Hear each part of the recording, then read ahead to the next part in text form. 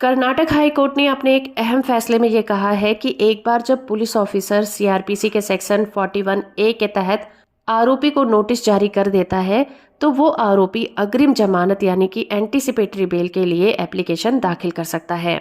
आइए जानते हैं ये मामला क्या था।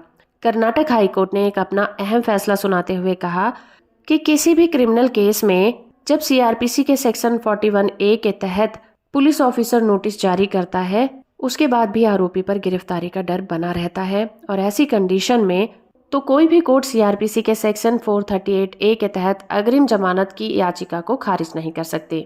41A के तहत किसी भी व्यक्ति को नोटिस तभी जारी किया जा सकता है जब उस पर आरोप लगा हो और उसमें जो सजा हो वो 7 साल तक की हो।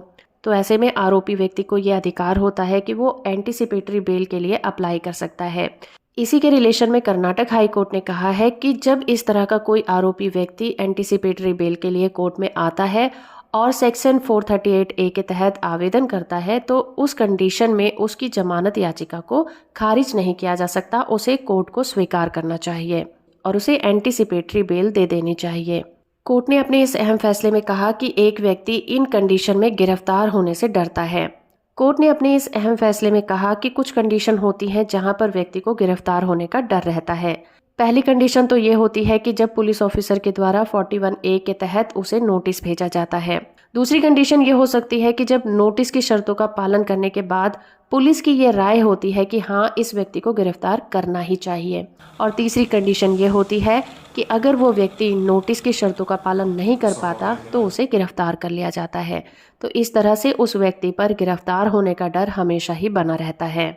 इस मामले में आरोपी पर बहुत सारे मामलों के तहत शिकायतें दर्ज की गई थी और जांच के लिए पुलिस ऑफिसर ने सीआरपीसी के सेक्शन 41A के तहत उसे नोटिस जारी किया था और पूछताछ के लिए पुलिस स्टेशन बुलाया था। गिरफ्तार होने के डर से याचिकाकर्ता ने नोटिस का पालन नहीं किया और अग्रिम जमानत के लिए एक आवेदन दायर किया जिसे कि एडिशनल सेशन जज बाल कोर्ट ने खारिज कर दिया, जिसके बाद वो हाई कोर्ट पहुंचा। कोर्ट में स्टेट ने इस याचिका का विरोध किया और कहा कि आरोपी को 41A के तहत नोटिस जारी किया गया है, इसलिए याचिकाकर्ता को गिरफ्तारी का कोई डर नहीं है, इसलिए इसे अग्रिम जमानत नहीं देनी चाहिए। कोर्ट ने इस मामले में कहा कि सीआरपीसी के सेक्शन 41A को पुलिस को ऐसी सभी कंडीशन में नोटिस भेजने के लिए बाध्य बनाया गया है जहां पर सेक्शन 41 क्लॉज 1B के तहत गिरफ्तारी की जरूरत नहीं है।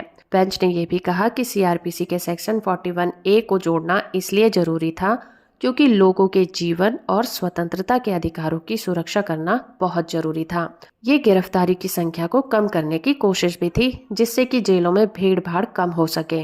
इसीलिए कोर्ट ने इस केस में माना कि किसी भी व्यक्ति को जब तक गिरफ्तार नहीं किया जाता उसे एंटीसिपेटरी बेल का आवेदन करने का अधिकार होता है, जिसके बाद हाई कोर्ट ने 1 लाख रुपए के बॉन्ड पर उसे एंटीसिपेटरी बेल दे दी। जजमेंट की PDF कॉपी का लिंक आपको नीचे डिस्क्रिप्शन में मिल जाएगा। वीडियो इन्फॉर्मेटिव है तो आप इसे लाइक, शेयर और चैनल को सब्सक्राइब करना बिल्कुल मत भूलिएगा।